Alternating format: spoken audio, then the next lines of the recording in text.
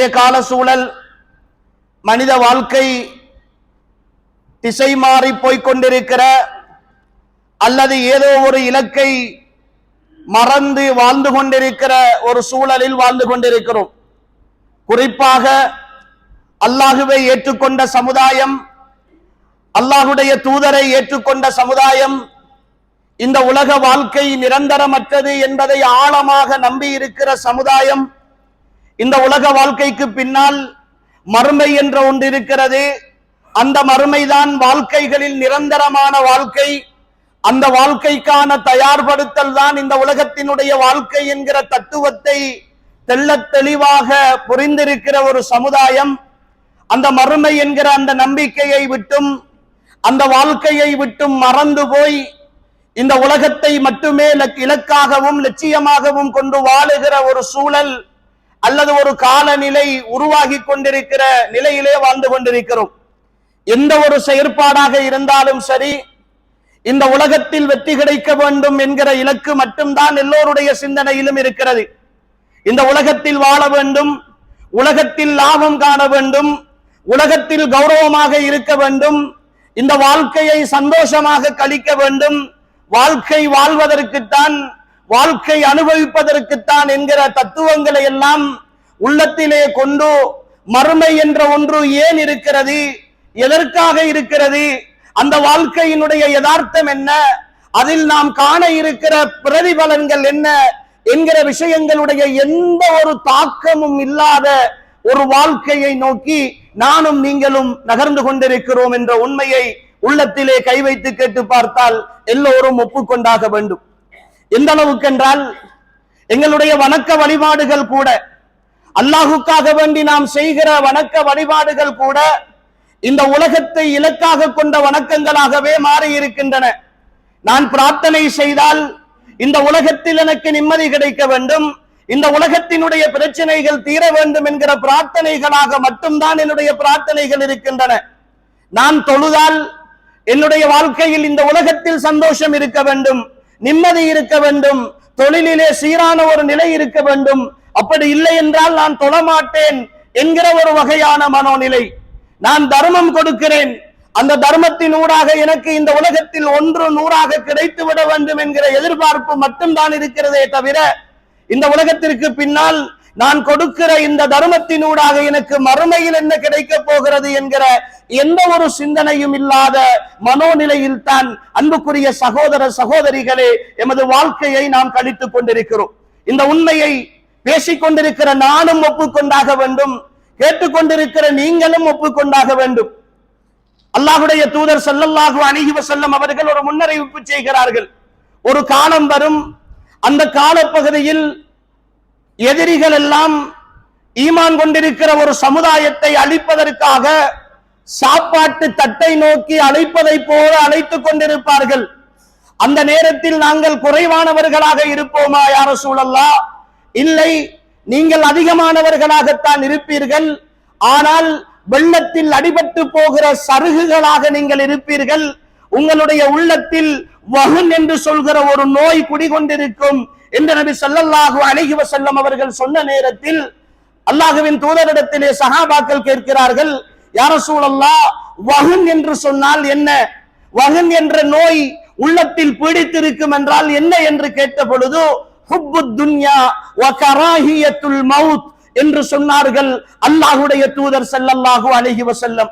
அன்புக்குரிய ஈமானிய சகோதரர்களே, அல்லாஹ்வின் தூதர் ஒரு உண்மையான தீர்க்கதரிசியாக, அல்லாஹ்வினுடைய அருள் பெற்ற ஒருவராக, அல்லாஹ்வினுடைய அருளால் இந்த பூமியில் நடக்க இருக்கிற காரியங்களை எல்லாம் வஹி மூலமாக சொன்ன ஒரு தலைவர் என்ற அடிப்படையில் என்னுடையதும் உங்களுடையதும் நிகழ்காலத்தை 1400 ஆண்டுகளுக்கு முன்னால் அல்லாஹ்வின் தூதர் ரத்தின சுருக்கமாக தொட்டு காட்டினார்கள். ஹுப்புத் துன்யா, உலகத்தின் மீதான மோகம், உலகத்தின் மீதான ஆசை, வாழ வேண்டும், இந்த வாழ்க்கையில் சாதிக்க வேண்டும், இந்த வாழ்க்கையில் நிம்மதியாக இருக்க வேண்டும், ஏதோ ஒன்றில் அடுத்தவர்களுக்கு முன்னால் கௌரவமாக வாழ்ந்துவிட வேண்டும், அந்த வாழ்க்கைக்காக எதை செய்தேனும் எதை இழந்தேனும் யாரை வீழ்த்தியேனும் வாழ்ந்துவிட வேண்டும் என்கிற அந்த சிந்தனையும் மரணத்தின் மீதான வெறுப்பும் உங்களுடைய உள்ளங்களில் வகும் என்ற நோயாக வந்து சேரும் என்றார்களே ரசூல் ஸல்லல்லாஹு அலைஹி வஸல்லம். அன்புக்குரிய ஈமானிய உறவுகளே, உள்ளத்தில் கை வைத்து கேட்டு பாருங்கள். பேசிக்கொண்டிருக்கிற நானாக இருந்தாலும் சரி, கேட்டுக்கொண்டிருக்கிற நீங்களாக இருந்தாலும் சரி, இதோ இந்த பள்ளியில் இருந்து இந்த ஜும்ஆ நிறைவடைவதற்கு முன்னால் என்னுடையதும் உங்களுடையதும் மரணத்திற்கான தவணை வரப்போகிறது என்பது இறை நியதியாக இருந்தால், அந்த மரணத்தை கண்ணெதிரே காணுகிற பொழுது சந்தோஷமாக கலிமா லா இலாஹ இல்லல்லாஹ், உன்னை தவிர அல்லாஹுவை தவிர வணங்குவதற்கு வழிபடுவதற்கு தகுதியானவன் இல்லை என்ற அந்த ஆத்மார்த்தமான வார்த்தையோடு மரணத்தை எதிர்கொள்கிற தகுதியோடு தான் இந்த பள்ளிவாசலுக்குள் நானும் நீங்களும் உட்கார்ந்து இருக்கிறோமா? மரணத்திற்கான என்ன ஏற்பாடுகளை செய்திருக்கிறோம்? மரணம் வரும், மரணம் நிச்சயமானது. எந்த இடத்திலும் மரணம் வந்து சேரும். வமா தத்ரி நஃப்சும் பிஅய்யி அர்தின் தமூத், எந்த இடத்தில் ஒரு ஆத்மா மரணிக்க போகிறது என்பதை அல்லாஹுவை தவிர வேறு யாரும் அறிய மாட்டார்கள் என்கிற ஆழமான குர்ஆன் வசனத்தை நம்பிய நாம் ஒவ்வொரு நாளும் இந்த தேசங்களில் நடக்கிற மரண செய்திகளை எல்லாம் செய்திகளாக படித்துக் கொண்டிருக்கிற நாம், அன்புக்குரிய சகோதரர்களே, மரணத்தை நினைத்து என்ன தயாரிப்பை செய்திருக்கிறோம்? என்ன தயாரிப்பை செய்திருக்கிறோம்? இங்கு வந்திருக்கிற ஒவ்வொரு சகோதரனையும் பார்த்து கேட்கிறேன், எனக்கும் உங்களுக்கும் மரணம் நிச்சயம் அல்லவா? அந்த மரணத்திற்கு பின்னால் உள்ள ஒரு வாழ்க்கை நிச்சயம் அல்லவா? இந்த உலக வாழ்க்கையில் அமர்ந்திருக்கிற இந்த இடத்தில் இருந்து எழுந்து செல்வது நிச்சயமில்லை என்கிற ஒரு தத்துவத்தில் தானே வாழ்ந்து கொண்டிருக்கிறோம். அப்படி என்றால் இதோ இந்த சபையில் இருக்கிற எத்தனை தைரியமானவர்கள் அன்புக்குரியவர்களே, உங்களுடைய மரணத்திற்கு பின்னால் உங்களுடைய வாழ்க்கை அல்லது உங்களுடைய ஜனாசா எப்படி குளிப்பாட்டப்பட வேண்டும், எப்படி அடக்கம் செய்யப்பட வேண்டும், உங்களுடைய சொத்துக்களில் எந்த அளவு ஏழைகளுக்கு கொடுக்கப்பட வேண்டும் என்கிற வசியத்துகளை எல்லாம் எழுதி கொடுத்து விட்டுத்தான் இந்த சபையில் நான் வந்திருக்கிறேன் என்று சொல்லுகிற ஈமானிய உறவுகள் எத்தனை பேர் இருக்கிறோம்?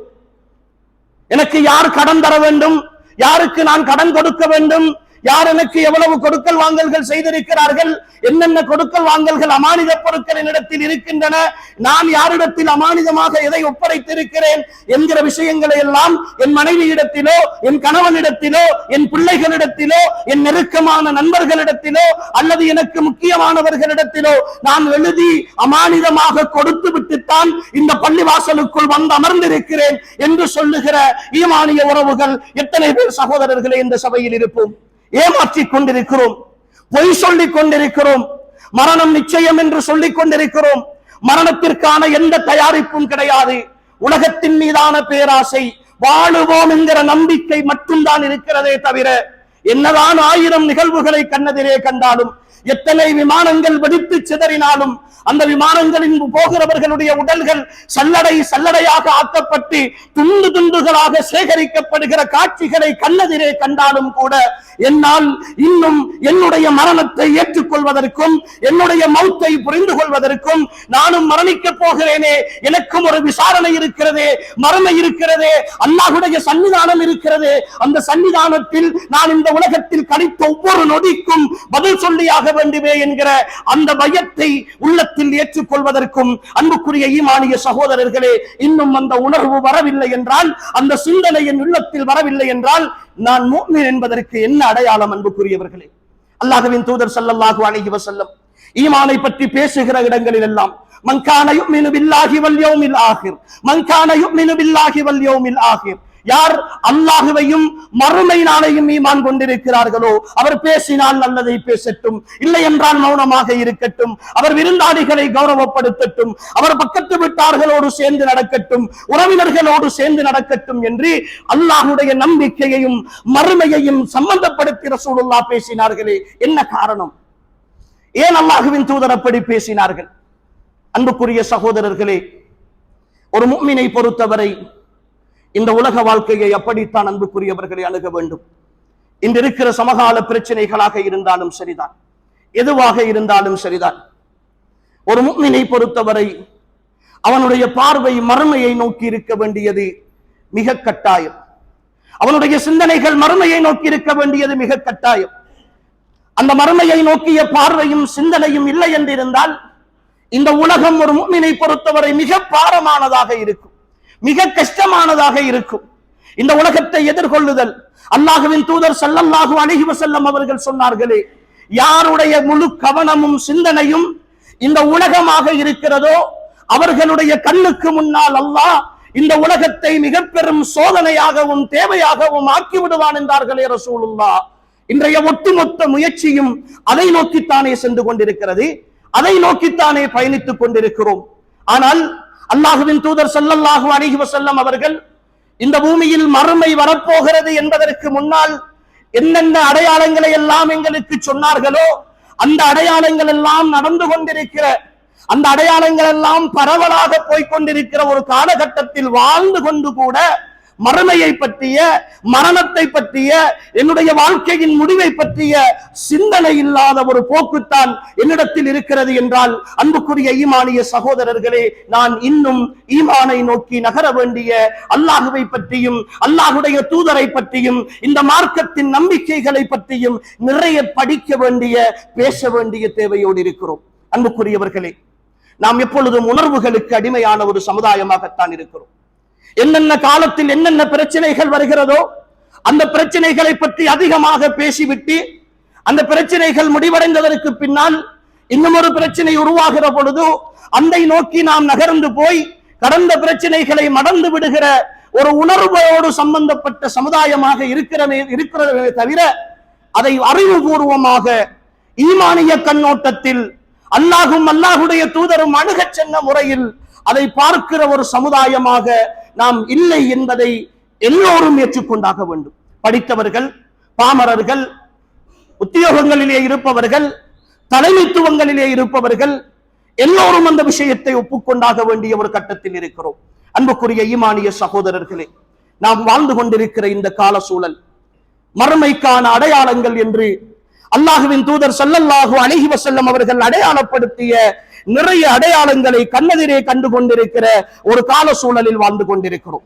அல்லாஹுவின் தூதர் ஸல்லல்லாஹு அலைஹி வஸல்லம் அவர்கள் சொல்கிறார்கள், லயஅத்தியன்ன அலன்னாஸி ஸமானுன், மனிதர்களிடத்தில் ஒரு காலம் வரும், அந்த காலத்தில் லா யுபாலில் மர்உ பிமா அஹதல் மால், ஒரு மனிதன் பொருளாதாரத்தை சம்பாதிப்பான், தேடிக்கொண்டே இருப்பான், ஆனால் அமின் ஹலாலின் அவ் மின் ஹராம், அது ஹலாலான வழியில் வருகிறதா அல்லது ஹராமான வழியில் வருகிறதா என்பதை கவனிப்பதற்கு நேரம் இல்லாத ஒரு நாள் மறுமை நெருங்குகிற பொழுது வரும் என்றார்கள் ரசூல் ஸல்லல்லாஹு அலைஹி வஸல்லம்.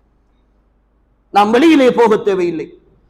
இந்த பள்ளிக்குள் உட்கார்ந்து இருக்கிற, குர்ஆனையும் சுன்னாவையும் நேசிக்கிற, அல்லாஹுவையும் அல்லாஹுடைய தூதரையும் உயிரை விட மேலாக நேசிக்கிற ஸலஃபு ஸாலிஹீன்கள் குர்ஆனையும் சுன்னாவையும் எப்படி விளங்கினார்களோ அந்த வழியில் விளங்கி நடக்க வேண்டும் என்று யோசிக்கிற, அல்லாஹுவின் தூதருடைய வார்த்தைகளும் அல்லாஹுடைய வார்த்தைகளும் தான் இந்த உலகத்தில் ஆளுவதற்கும் வாழுவதற்கும் தகுதியான வார்த்தைகள் என்று சொல்லிக் கொண்டிருக்கிற நானும் நீங்களும், என்னுடையதும் உங்களுடையதும் வருமானம், நானும் நீங்களும் குடும்பத்திற்காக செலவு செய்வது 100% ஹலாலான முறையில் தான் இருக்கிறதா என்ற ஒரு கேள்வியை உள்ளத்திலே கை வைத்து கேட்டு பாருங்கள் சகோதரர்களே.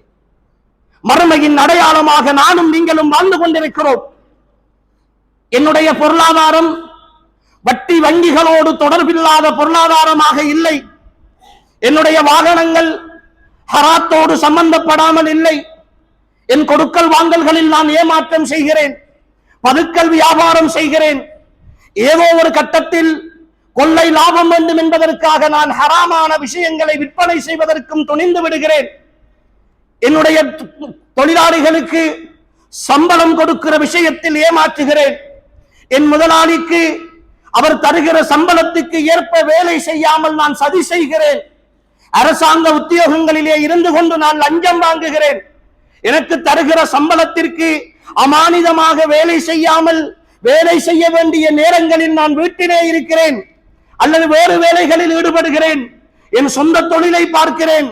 எனக்கென்றிருக்கிற எல்லா அமானிதங்களிலும் மோசடி செய்கிறேன். மாதம் முடிய சம்பளம் வர வேண்டும் என்று எதிர்பார்க்கிறேன்.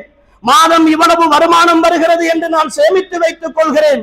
என் சேமிப்பு கூட வட்டி வங்கிகளிலே தான் சேமிக்க வேண்டும் என்கிற அடிப்படையில் சேமித்து வைத்துவிட்டு அதில் வருகிற வட்டி பணத்தை வைத்து மாதாந்தம் செலவு செய்து கொண்டிருக்கிறேன்.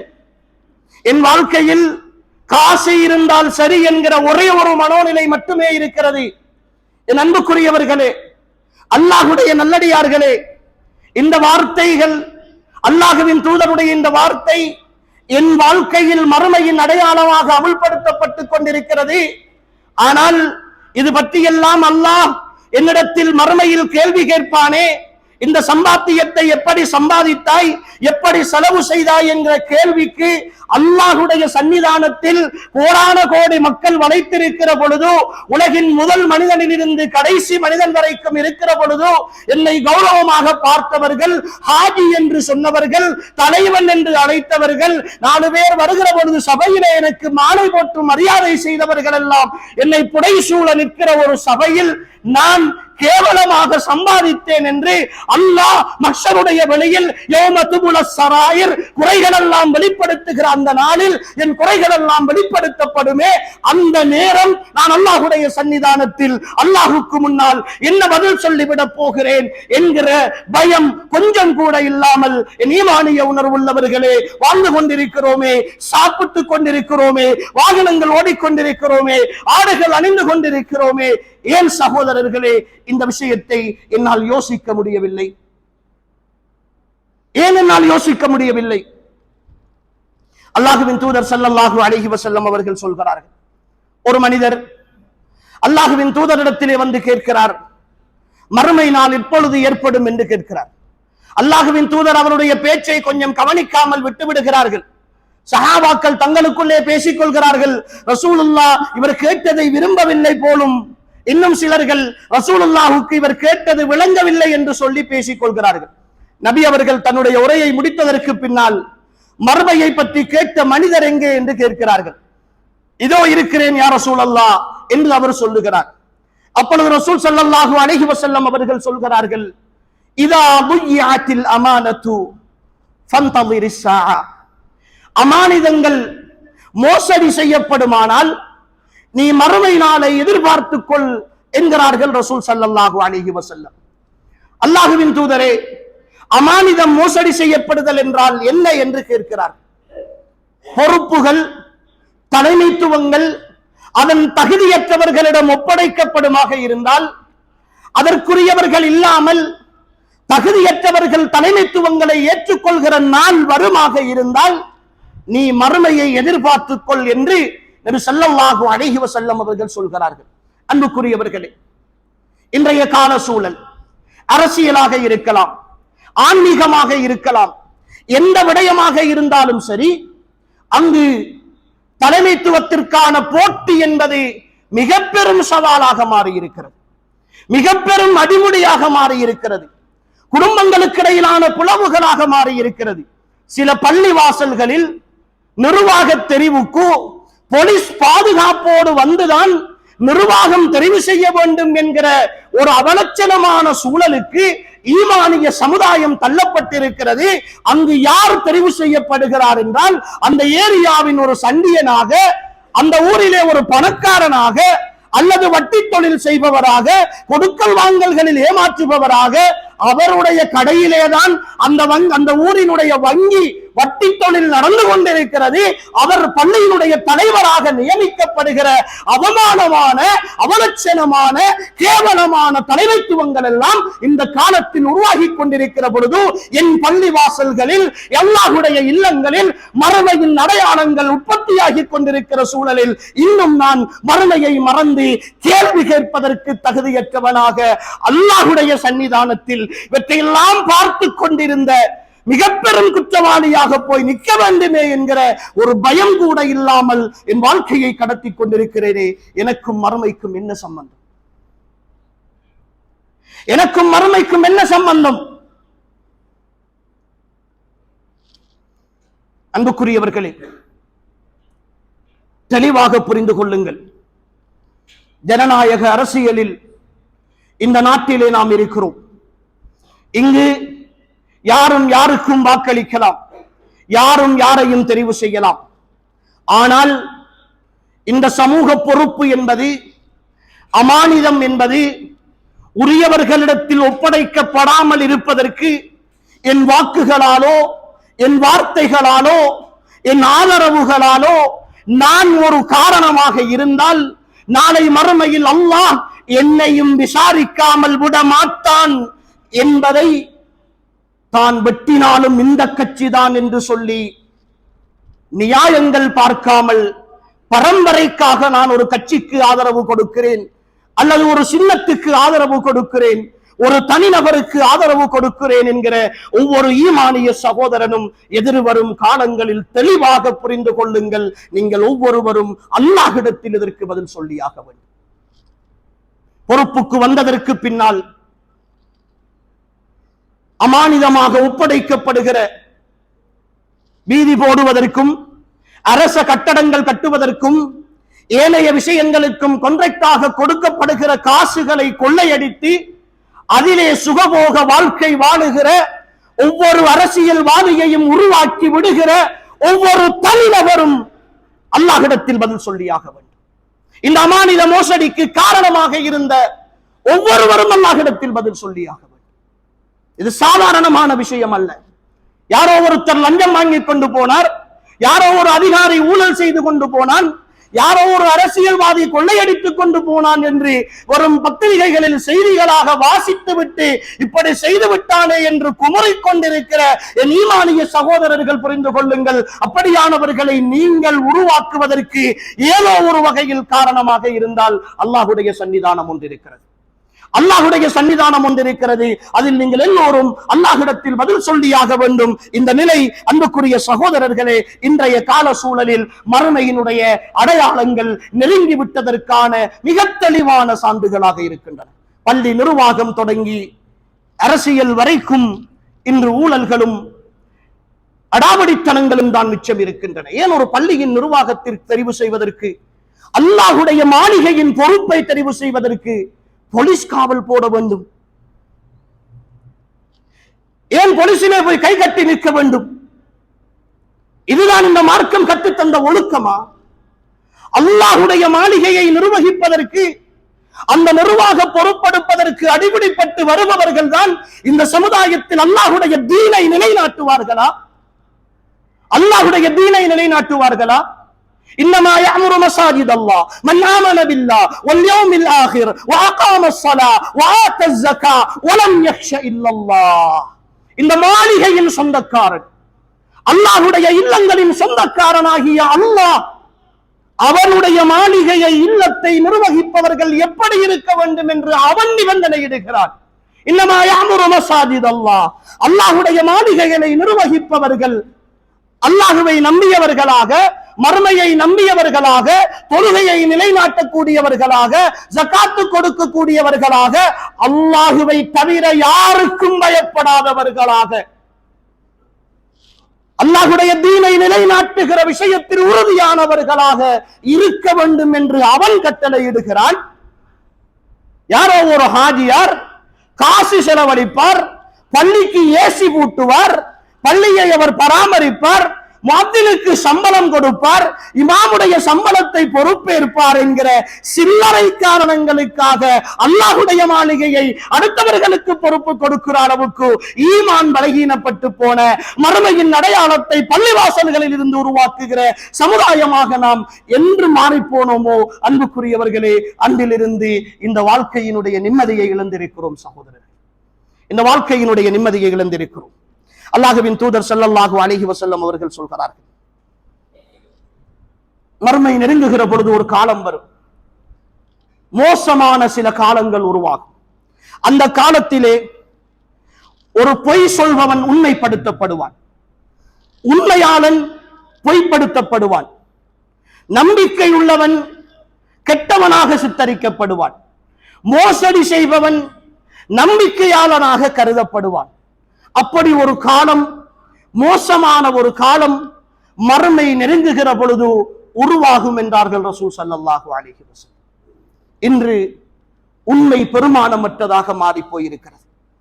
உண்மை பேசுபவர்கள், சத்தியத்தை சொல்பவர்கள், அமானிதத்தை பேசுபவர்கள் ஏதோ ஒரு வகையில் இரண்டாம் தரப்பாக பார்க்கப்படுகிற மோசமானவர்களா எல்லா விஷயங்களிலும், பொருளாதார விஷயமாக இருக்கலாம், அரசியலாக இருக்கலாம், குடும்ப விவகாரங்களாக இருக்கலாம், நிர்வாக விவகாரங்களாக இருக்கலாம், கல்வித்துறையாக இருக்கலாம், எல்லா துறையிலும் ஏதோ ஒரு விஷயத்தில் நல்லதை செய்ய வேண்டும் என்று நினைப்பவர்கள், உண்மையை சொல்லுபவர்கள், நம்பிக்கையாக நடப்பவர்கள் புறக்கணிக்கப்படுகிறார்கள்.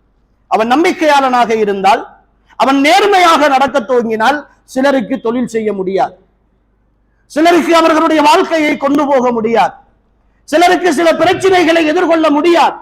விளைவு எப்படியாவது அவனை தாக்க வேண்டும் என்று சொல்லி எல்லோரையும் வீழ்த்துகிற ஒரு கால சூழலில் தான் அன்புக்குரிய ஈமானிய சகோதரர்களே நாம் வாழ்ந்து கொண்டிருக்கிறோம். அந்த ஹதீஸினுடைய முடிவிலே ரசூல் ஸல்லல்லாஹு அலைஹி வஸல்லம் அவர்கள் சொல்கிறார்கள், அஹ்மதிலே வரக்கூடிய செய்தி, வயன்திகு ஃபீஹா அர்-ருவைபிலா, அந்த காலத்திலே ருவைபிலாக்கள் பேச ஆரம்பிப்பார்கள் என்கிறார்கள் ரசூல் ஸல்லல்லாஹு அலைஹி வஸல்லம். சஹாபாக்கள் கேட்கிறார்கள், யா ரசூலல்லாஹ் உமர் ருவைபிலா, ருவைபிலாக்கள் என்றால் யார் என்று கேட்கிறார்கள். அப்பொழுது ரசூல் ஸல்லல்லாஹு அலைஹி வஸல்லம் அவர்கள் சொல்கிறார்கள், என்னுடைய காலத்தை, எங்களுடைய காலத்தை படம் பிடித்ததை போல ரசூலுல்லாஹ் சொல்கிறார்கள், அஸ்ஸஃபீஹு யதகல்லமு ஃபீ அம்ரில் ஆம்மா, ஒரு மடையன், அறிவில்லாதவன் பொது விஷயங்களில் எல்லாம் கருத்து சொல்ல ஆரம்பிப்பான். எந்த ஒரு துறை சார்ந்த அறிவும் இல்லாமல், எந்த ஒரு சிந்தனையும் இல்லாமல், 4 விஷயங்களை சொல்லுவதை கேட்டுக்கொண்டு அது பற்றிய எந்த தெளிவும் இல்லாமல் வெறும் வார்த்தைகளை வைத்துக் கொண்டு கருத்து சொல்லுகிற, பெரும் பெரும் தாக்கம் செலுத்துகிற விஷயங்களில் எல்லாம் கருத்துக்கள் சொல்லுகிற ஒருவன் உருவாகுவான், அது உருவாகிற வரைக்கும் மறுமை வரமாட்டாது என்றார்கள் ரசூல் ஸல்லல்லாஹு அலைஹி வஸல்லம். இன்றைய முகநூட்களும் அதில் வருகிற பதிவுகளும் சர்வதேச அரசியலில் இருந்து இலங்கையினுடைய உள்நாட்டு அரசியல் வரைக்கும் மார்க்க விவகாரங்களில் பெரும் பெரும் அறிஞர்களுடைய கருத்துக்கள், ஆய்வுகளின் உச்சகட்டத்திலே அவர்கள் வைத்து பார்த்த விஷயங்களிலிருந்து சின்ன சின்ன மசாலாக்கள் வரையும் எல்லோரும் கருத்து சொல்லுகிற, எல்லோரும் அதை எழுதி முடிக்கிற, எல்லோரும் அதற்காக வேண்டி மற்றவர்களோடு விவாதத்திற்கு அழைக்கிற ஒரு சூழல் உருவாகி இருப்பதை அன்புக்குரிய சகோதரர்களே நாம் எல்லோரும் அவதானிக்கிறோம். மறுமையினுடைய அடையாளம், மறுமையினுடைய அடையாளம். ஒரு விஷயத்தை துறை சார்ந்தவர்கள் பேசுகிறார்கள், அவர்களுக்குள் ஒரு கருத்து வேறுபாடு வருகிறது, அவர்கள் தங்களுக்குள் கருத்துக்களை பரிமாறிக்கொள்கிறார்கள் என்றால் அது விஷயம் வேறு, கட்டாயம் பேசப்பட வேண்டும். அவர்கள் அது பொது வழியிலோ தனிப்பட்ட ரீதியிலோ அவர்களுடைய அறிவுக்கு ஏற்ப, தராதரத்திற்கு ஏற்ப அவர்கள் கலந்துரையாட வேண்டும். இந்த சமுதாயத்திற்கு அந்த விஷயத்தை முன்வைக்க வேண்டும். ஒரு விஷயத்தில் எதிரும் புதிருமான கருத்துக்கள் இருக்க வேண்டும், அதை பொதுவாக எல்லோரும் வாசிக்க வேண்டும், அதிலிருந்து ஒரு முடிவுக்கு வர வேண்டும். இது யதார்த்தம். ஆனால் அது சம்பந்தமான எந்த தெளிவும் இல்லாத பொழுது அல்லாஹு தஆலா திருமறையில் சொல்கிறான், வலா தக்ஃபு மா லைஸ லக பிஹி இல்ம், உனக்கு எந்த விஷயத்தில் அறிவில்லையோ, எந்த விஷயத்தில் தெளிவில்லையோ அதில் நீ தலையிடாதே, அதை பற்றி நீ பேசாதே.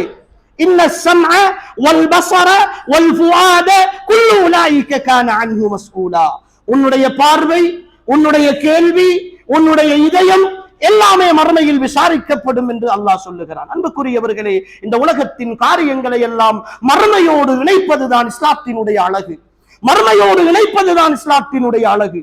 நீங்கள் இந்த உலகத்தில் எதையும் சொல்லிவிட்டு போகலாம், யாரை பற்றியும் எழுதிவிட்டு போகலாம். யாரோ ஒருத்தன் இன்னொரு நாட்டுக்கு சப்போர்ட் பண்ணுகிறான், இஸ்ரேல்காரன் என்று சொல்லலாம், ஒருவனை ஷியாக்காரன் என்று சொல்லலாம், அல்லது வேறொருவனை குழப்பவாதி என்று சொல்லலாம், இன்னொருவனை கம்யூனிஸ்ட் என்று சொல்லலாம், இன்னொருவனை முதலாளித்துவவாதி என்று சொல்லலாம், இன்னொருவனை ஏதோ ஒரு பெயரை கொண்டு சொல்லலாம். ஆனால் அவன் அதில் இல்லை என்றிருந்தால், அவன் அதை விட்டு நிரபராதியாக இருந்தால், அல்லாஹ் அவனுடைய விஷயத்தில் அப்படி ஒரு முடிவில்லை என்றிருந்தால், அறிவில்லாமல் பேசியதற்காக மறுமையில் ஒவ்வொரு எழுத்துக்கும் பதில் சொல்ல வேண்டி வரும். சகோதரர்கள், நாம் நினைத்துக் கொண்டிருக்கிறோம், பேஸ்புக்குகளிலே, சமூக வலைத்தளங்களிலே ஏதாவது தகவல்களை பரிமாறிவிட்டால் ஒரு சில நாட்கள் கடந்து போனதற்கு பிறகு அந்த பதிவு எங்கோ போய்விடும், அது மீண்டு வரமாட்டாது, யாரும் வாசிக்க மாட்டார்கள். எங்கோ ஒரு கட்டத்தில் தேவை என்றால் தேடி எடுத்துக் கொள்ளலாம் என்று நினைக்கிறோம். ஆனால் அப்படி அல்ல. நாம் பதிவு செய்த அந்த பதிவுகள் யாரை தாக்குகிறதோ, யார் பாதிக்கப்படுகிறார்களோ, யார் அதன் மூலமாக கஷ்டப்படுகிறார்களோ, அல்லது யார் அதன் மூலமாக நன்மை அடைகிறார்களோ, யார் அதன் மூலமாக நேர்வழி பெறுகிறார்களோ, ஒவ்வொன்றுக்குமான கூலி என்னுடைய மரணத்திற்கு பின்னாலும் இருக்கிறது என்பதை அல்லாஹ் குர்ஆனில் சொல்லுகிறார். அல்லாஹ் குர்ஆனில் சொல்லுகிறார், இன்னா நஹ்னு நுஹ்யில் மௌத்தா வ நக்துபு மா கத்தமு வ ஆசாரஹும். இன்னா நஹ்னு நுஹ்யில் மௌத்தா, நாங்கள் மரணித்தவர்களை நாங்கள் தான் உயிர்ப்பிக்க செய்கிறோம். வ நக்துபு மா கத்தமு வ ஆசாரஹும், அவர்கள் முற்படுத்தி அனுப்பி வைத்தவைகளையும் அவர்கள் விட்டு சென்ற அடிச்சுவடுகளையும் அல்லது அதனுடைய பிரதிபலிப்புகளையும் நாங்கள் எழுதுகிறோம் என்று அல்லாஹ் சொல்லுகிறார். நான் இந்த உலகத்தில் விட்டு செல்லுகிற ஒவ்வொரு எழுத்துக்குமான ஒவ்வொரு கருத்துக்குமான பொறுப்பை என்னுடைய மரணத்திற்கு பின்னாலும் அல்லாஹ் பதிவு செய்து அதற்கான பொறுப்பை மறுமையில் என்னிடத்தில் விசாரிப்பான் என்பதை என் ஈமானிய உறவுகளே நாம் புரிந்து கொள்ள வேண்டும். இன்றைய கால ருவைபிமாக்கள், அறிவில்லாமல் தெளிவில்லாமல் இந்த பொது விஷயங்களிலே கருத்து சொல்பவர்கள் அல்லாஹுவை பயந்து கொள்ள வேண்டும். எல்லாம் அல்ல அல்லாஹு தஆலா என்னையும் உங்களையும் மறுமையில் ஈடேற்றம் பெற்ற சமுதாயமாக, இந்த உலகத்திலும் வெற்றி அடைந்த சமுதாயமாக ஆக்கி அருள்வானாக. وآخر دعوانا الحمد لله رب العالمين.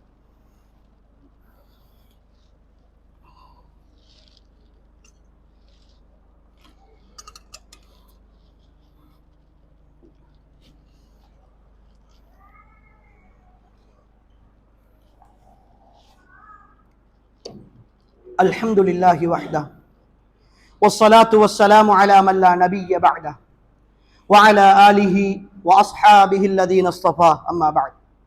அன்புக்குரிய சகோதரர்களே,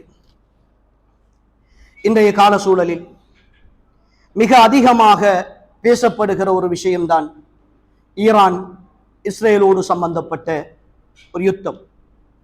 இதில் 3 தேசங்கள், ஒன்று பாலஸ்தீன தேசம், இரண்டாவது மனித குலத்தின் எதிரியாக இருக்கிற இஸ்ரேல், மூன்றாவது இஸ்லாமிய அகீதாவை தகர்த்தெறிந்த ஈரான். இந்த 3 சாராருக்கு மத்தியிலான ஒரு விஷயம் பல எதிரும் புதிருமான கருத்துக்களோடு போய்கொண்டிருக்கிறது. முதலாவது பாலஸ்தீன், காசா. இந்த உலகத்தில் அநீதத்துக்கு அடையாளப்படுத்தப்பட்ட ஒரு பூமி, உலக வரலாற்றில் மனித குலம் சந்திக்காத அத்தனை அவலங்களையும் சந்தித்துக் கொண்டிருக்கிற ஒரு பூமி, இந்த உலகின் ஒட்டுமொத்த கொடூரங்களும் அரங்கேறிக் கொண்டிருக்கிற ஒரு அமைதியின் இல்லம், ஒரு பரக்கத்து நிறைந்த பூமி. ஆனால் அங்கு நிம்மதி கிடையாது, வாழ வழி கிடையாது. குழந்தைகளும் பெண்களும் முதியவர்களும் இளைஞர்களும் என்று கொத்து கொத்தாக ஷஹீதாகி சுவனத்தை நோக்கி போய்கொண்டிருக்கிற ஒரு நிலை பாலஸ்தீன பூமியின் அவலமாய் வரலாற்றில் பதிவு செய்யப்பட்டுக் கொண்டிருக்கிறது. காட்சிகளை பார்க்கிற பொழுது உள்ளங்களால் தாங்க முடியவில்லை. சொந்த பிள்ளைகளை முத்தமிடுகிற பொழுது கூட பாலஸ்தீன குழந்தைகளின் முகம் கண்முன்னே வருகிற பொழுது துடித்து போகிறது இதயம். துண்டு துண்டாக சிதறி போய் கிடக்கிற அவர்களுடைய கால்களும் கைகளும் உடல்களும் கண்ணெதிரே வருகிற பொழுது பார்க்க முடியாமல் வாசிக்க முடியாமல் துடித்து தவிர்த்து போகிறது இதயம். இதற்கெல்லாம் ஒரு முடிவு வரமாட்டாதா, இதற்கெல்லாம் ஒரு தீர்வு கிடைக்க மாட்டாதா என்று ஏங்கி தவித்துக் கொண்டிருக்கிற ஒரு சூழல் பாலஸ்தீன் வரலாற்றில் அப்படி எழுதப்பட்டிருக்கிறது. பாலஸ்தீன் வரலாற்றில் அப்படி எழுதப்பட்டிருக்கிறது. சுப்ஹானல்லதி அஸ்ரா பிஅப்திஹி லைலன் மினல் மஸ்ஜிதில் ஹராம் இலல் மஸ்ஜிதில் அக்ஸா அல்லதி பாரக்னா ஹவுலா. அதை சூழ அருள்பாலிக்கப்பட்ட அக்ஸா அமைந்திருக்கிற அந்த பூமி இன்று இரத்தக்காடாய் மாறி போயிருக்கிற ஒரு அவமானமான, கஷ்டமான, சகிக்க முடியாத ஒரு தேசமாய் பலஸ்தீன பூமி இருக்கிறது. இன்னும் ஒரு பக்கம் இத்தனை கொடுங்கோல்களையும், இத்தனை அரக்கத்தனங்களையும், இத்தனை மோசமான மனித படுகொலைகளையும் உலக வரலாற்றில் நடந்த எந்த யுத்தங்களிலும் சந்திக்காத அத்தனை மோசமான அழிவுகளையும் கொடுத்து கொண்டிருக்கிற தவறி பிறந்த அமெரிக்காவின் செல்ல குழந்தை இஸ்ரேல். யூத சமுதாயம் வரலாறு நடிகிலும் நபிமார்களை கொலை செய்ததிலிருந்து, உடன்படிக்கைகளை மீறியதிலிருந்து, ஒற்றுமைகளை குலைத்ததிலிருந்து, பொய் புரட்டுகளை உருவாக்கியதிலிருந்து, அல்லாஹுவின் வேதங்களில் கையாடல்கள் செய்ததிலிருந்து, இந்த உலகத்தில் என்னென்ன அழிச்சாட்டியங்கள் இருக்கிறதோ என்னென்ன அட்டூழியங்கள் இருக்கிறதோ, என்னென்ன மோசமான செயற்பாடுகள் இருக்கிறதோ அத்தனையையும் வரலாற்றில் செய்து முடித்துவிட்டு இன்று இந்த உலகின் கொடுங்கோன்மையின் பயங்கரவாதத்தின் அடையாளமாக இருக்கிற ஒரு சின்னமாக ஒரு பக்கம் இஸ்ரேல். அந்த இஸ்ரேலுக்கு ஒரு அழிவு வரமாட்டாதா என்ற பிரார்த்தனை கரங்களோடு ஒவ்வொரு தொழுகையின் பின்னாலும் கையேந்தி துடித்துக் கொண்டிருக்கிற ஒரு சமுதாயம்.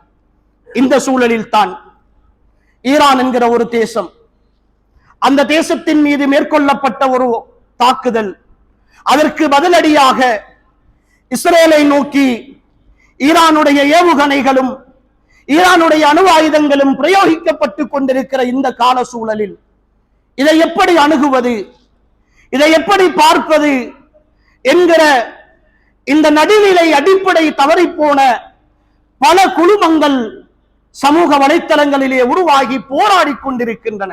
ஈரான் இஸ்ரேல் போரை விட இலங்கையின் சமூக வலைத்தள போராளிகளுடைய பிரச்சனை பெரிதாக இருக்கிற அளவுக்கு அதை வாசிப்பதா இதை வாசிப்பதா என்று தெரியாது இருப்பவர்கள் புலம்பிக் கொள்கிற அளவுக்கு இந்த பிரச்சனைகள் பேசு பொருளாக மாறி போயிருக்கின்றன. அன்புக்குரியவர்களே, தெளிவாக புரிந்து கொள்வோம். ஒரு விஷயம், இஸ்ரேல் தாக்கப்படுகிறது, அது மனித குலத்தின் எதிரி. இதுவரைக்கும் எங்களை தாக்க முடியாது என்று உலக போலீஸ்காரனின் செல்ல பிள்ளைகள் என்று தங்களை அடையாளப்படுத்தி நாங்கள் தான் இந்த உலகத்தின் ஆட்சியை கையில் வைத்திருக்கிறோம், எங்களிடம் இல்லாத ஆயுதங்கள் இல்லை, எங்களிடம் இல்லாத படைபலங்கள் இல்லை, எங்களிடத்தில் இல்லாத புலனாய்வுகள் இல்லை என்று சொல்லி அதை உலகின் தரமாக காட்டிக் கொண்டிருந்த ஒரு நாடு கேவலப்பட்டு அடிபட்டு இன்னும் நாசமாகி போய் கொண்டிருக்கிற பொழுது ஈமானை சுமந்த ஒவ்வொரு சகோதரனுக்கும் அது சந்தோஷம்தான், அது மகிழ்ச்சி தான். அதை யாரும் மறுக்க முடியாது. யாராவது ஒருத்தன் இதை அடிக்க மாட்டானா, ஒரு இழப்பை ஏற்படுத்த மாட்டானா? என் பாலஸ்தீன பிள்ளைகள் அகதி முகாம்களிலே தவித்துக் கொண்டிருந்த அந்த தவிப்பின் ஒரு சிறு துளியையேனும் எவனும் காட்டிவிட மாட்டானா? கட்டட இடுபாடுகளுக்குள் தவித்துக் கொண்டு உடலங்கள் சிதறி போயிருந்து அவர்கள் தொட்டெடுத்த அந்த உடல்களின் எச்சங்களையாவது இவர்கள் கண்ணெதிரே பார்க்க வேண்டுமே என்கிற அந்த யதார்த்தமும் அந்த ஆசையும் அந்த கனவும் இப்பொழுது செய்திகளாக வருகிற பொழுது உண்மையில் அதை பார்க்கிற உள்ளங்களுக்கு ஒரு வகையான சந்தோஷம். அன்புக்குரியவர்களே, அது மறுக்க முடியாது. அது பாலஸ்தீனின் மீது கொண்டிருந்த பரிதாபத்தின் விளைவு, பாலஸ்தீனின் மீது கொண்டிருந்த பரிதாபத்தின் விளைவு. அதை ஏற்றுக்கொண்டாக வேண்டும்.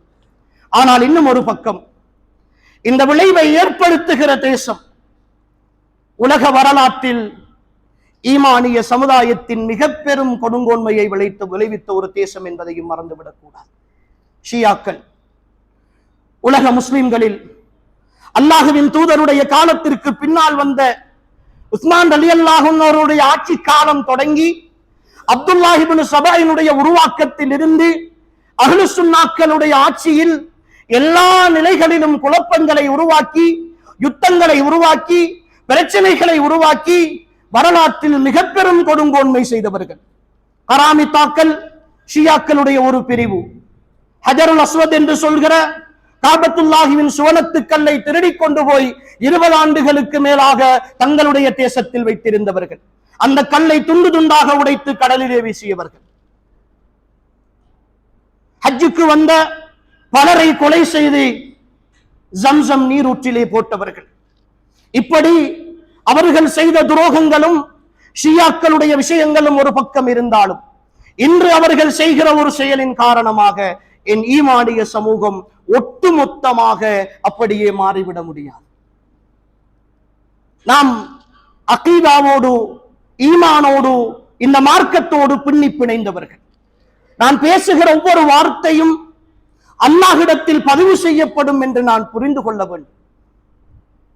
என்னால் இந்த விஷயத்தில் எந்த அளவுக்கு நான் ஆறுதல் செய்ய முடியுமோ, எந்த அளவுக்கு என் ஆதரவை வெளிப்படுத்த முடியுமோ அதை தாண்டி இன்னொரு சாராரை நான் ஹீரோவாக்க வேண்டும் என்கிற முயற்சியில் நான் ஈடுபட்டால் எதிர்காலம் அஹ்லு சுன்னாக்களுக்கு மீண்டும் மாறி நின்று விடலாம் என்கிற ஒரு பயமும் எல்லோருடைய உள்ளத்திலும் இருக்கிறது. அன்புக்குரியவர்களே, எனவேதான் இந்த பிரச்சனை ஒரு வகையில் இஸ்ரேல் தாக்கப்படுகிற ஒரு ஆதரவு அல்லது ஒரு ஆறுதல் இருந்தாலும் கூட இன்னும் ஒரு பக்கம் ஈமானிய சமுதாயம் முழுமையாக இந்த விஷயத்தில் எப்படி பாலஸ்தீன பிரச்சனைக்காக அல்லாஹ்விடத்தில் கையேந்தினோமோ அதே போன்றுதான் யா அல்லாஹ் இந்த பிரச்சனையை உண்மையான முஸ்லிம்களுக்கு வெற்றியானதாக சாதகமானதாக ஆக்கி தந்துவிடு என்கிற பிரார்த்தனையோடு கழிக்க வேண்டிய நேரம் இந்த நேரம். பிரார்த்தனையோடு கழிக்க வேண்டிய நேரம் இந்த நேரம். அந்த பிரார்த்தனையை உள்ளார்த்தமாக செய்ய வேண்டிய நேரத்தில் தான் நாம் சண்டை பிடித்துக் கொண்டிருக்கிறோம். உணர்வு ரீதியாக யாரோ ஒருத்தர் ஆதரவு வழங்குகிற பொழுது அவரை குற்றவாளி கூண்டிலே நிறுத்துவதற்கும் அவரை மதம் மாறியவராக காட்டுவதற்கும் ஒருவரை இஸ்ரேலிய யூதராகவும் இன்னொரு ஈரானிய ஷியாவாகவும் காட்டுகிற முயற்சி தான் மூலூர்களில் நடந்து கொண்டிருக்கிறதே தவிர இந்த விஷயத்தில் ஈமானோடு சம்பந்தப்படுத்தி அல்லாஹ் இந்த மார்க்கத்திற்கு வெற்றியை தர வேண்டும், இந்த இஸ்ரேலியர்களை யூதர்களை இந்த பூமியில் அழிக்க வேண்டும் என்கிற அந்த எண்ணத்தை நாம் தெளிவாக அல்லாஹ்விடத்தில் முறையீடு செய்தல் என்பதை குறைவாகவே இருக்கிறது. இரண்டாவதாக அன்புக்குரியவர்களே புரிந்து கொள்ள வேண்டும், இந்த பிரச்சனை ஒரு முடிவு கிடையாது. இந்த பிரச்சனையால் ஒட்டுமொத்த இஸ்ரேலை அழித்துவிட முடியாது, ஒட்டுமொத்த யூதர்களை அழித்துவிட முடியாது. ஏனென்றால் என் தலைவர் முஹம்மது ஸல்லல்லாஹு அலைஹி வஸல்லம் சத்தியத்தை பேசிய தலைவர் சொல்லுகிறார்கள், ஒரு மறுமையின் பொழுது ஒரு காலம் வரும், அந்த காலப்பகுதியில் இந்த பிரச்சனைகளுக்கெல்லாம் ஒரு முடிவு வரும். அந்த முடிவு வருகிற பொழுது ரசூலுல்லாஹ் சொல்கிறார்கள், யகூதிகளுக்கும் முஸ்லிம்களுக்கும் இடையில் ஒரு போராட்டம் நடக்கும். அந்த போராட்டத்தில் அல்லாஹ் முஸ்லிம்களுக்கு வெற்றியை நாடுவான். அந்த நேரம் தான் யூதர்கள் மரங்களுக்கு பின்னாலும் கற்களுக்கு பின்னாலும் போய் ஒளிந்து கொள்வார்கள். அந்த நேரம் யா முஸ்லிம், முஸ்லிமே இதோ எனக்கு பின்னால் ஒரு யூதன் இருக்கிறான் என்று கற்கள் காட்டிக் கொடுக்கும், மரங்கள் காட்டிக் கொடுக்கும் என்று சொல்லி அல்லாஹ்வின் தூதர் சொன்னார்களே, அந்த காலம் இந்த பூமியில் உருவாகவில்லை என்பதுக்குரியவர்கள். அது உருவாகிற வரைக்கும் இந்த யூத சமுதாயத்தினுடைய பிரச்சனைகள் இருக்கும். எனவே எல்லாம் முடிந்து விட்டது என்பதல்ல, ஈமானிய பார்வை தெளிவாக இருக்க வேண்டும். ஒரு சின்ன சந்தோஷம் இது, அழிவுகளுக்கு பின்னால் இவர்களும் இப்படி அழிக்கப்படுகிறார்கள் என்கிற ஒரு பார்வையை தவிர ஒட்டுமொத்தமாக அழிக்கப்பட்டு விடுவார்கள், எனவே நாம் இனி நிம்மதியாக இருக்க போகிறோம் என்பதல்ல. மறுமையின் அடையாளமாக இந்த நிகழ்வுகள் நடக்கிற வரைக்கும் வலன் தர்லா அன்கல் யஹூது வலன் நஸாரா ஹத்தா தத்தபிஅ மில்லத்தஹும், யகூதிகளும் நசாராக்களும் அவர்களுடைய மார்க்கத்தை நீங்கள் பின்பற்றுகிற வரைக்கும் அவர்கள் உங்களை பொருந்திக் கொள்ளவே மாட்டார்கள் என்று அல்லாஹ் சொல்லுகிறார்.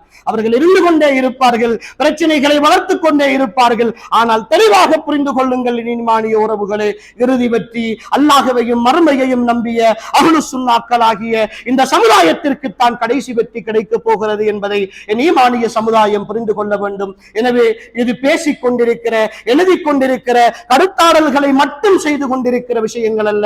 தகவல்களை சொல்லுவோம், நடப்பதை சொல்லுவோம். ஆளாளுக்கு சண்டை பிடித்துக் கொண்டு இன்னொருவரை குற்றம் சாட்டிக் கொண்டு இன்னொருவரை குற்றவாளி கூண்டிலே நிறுத்திக் கொண்டு நாம் இருக்காமல் தெரிந்தால் விஷயத்தை பேசுவோம், இல்லை என்றால் மௌனமாக இருப்போம். அந்த மௌனமான பாதையில் அல்லாஹ்விடத்தில் பிரார்த்தனை செய்வோம். இனி வரும் காலமாவது சந்தோஷமான காலமாக, நிம்மதியான காலமாக, பாலஸ்தீன மக்களுக்கு விடிவு கிடைக்கிற ஒரு காலமாக அல்லாஹ் அமைத்து தர வேண்டும் என்று எங்களுடைய தஹஜ்ஜுகளை உயிர்ப்பித்து அல்லாஹ்விடத்தில் கையேந்துவோம். ஆத்மாவின் கண்ணீரை வடித்து பிரார்த்திப்போம். அதற்கான பொழுதுகளாக இந்த பொழுதுகளை நாம் அமைத்துக் கொள்ள வேண்டும். மறுமையை நோக்கிய பயணத்தில் அவர்கள் முந்தி சென்று கொண்டிருக்கிறார்கள், நாம் பின்னோக்கி சென்று கொண்டிருக்கிறோம். அவர்கள் சுஹதாக்களாக கண்ணியப்படுத்தப்படுவார்கள். நான் அல்லாஹ் பாதுகாக்க வேண்டும், பாவியாக மஹ்ஷருடைய வழியில் நின்றுவிடக் கூடாது என்கிற விஷயத்தில் அல்லாஹ்வை நெருங்குவோம். எல்லாம் வல்ல அல்லாஹு தஆலா என்னையும் உங்களையும் பொருந்திக் கொள்வானாக. வாழும் காலம் எல்லாம் அவனுக்கு கட்டுப்பட்டு வாழ்ந்த நல்லவர்களாக வாழ்ந்து இந்த பூமியில் இருந்து விடைபெறுகிற பொழுதும் உத்தமர்களாக விடைபெறக்கூடிய பாக்கியத்தை அல்லாஹ் நம் அனைவருக்கும் நசீபாக்குவானாக. ஹாதா மா இந்தி வல் இல்மு இந்தல்லாஹ் வ ஆகிரு தஅவானா அனில் ஹம்துலில்லாஹி ரப்பில் ஆலமீன்.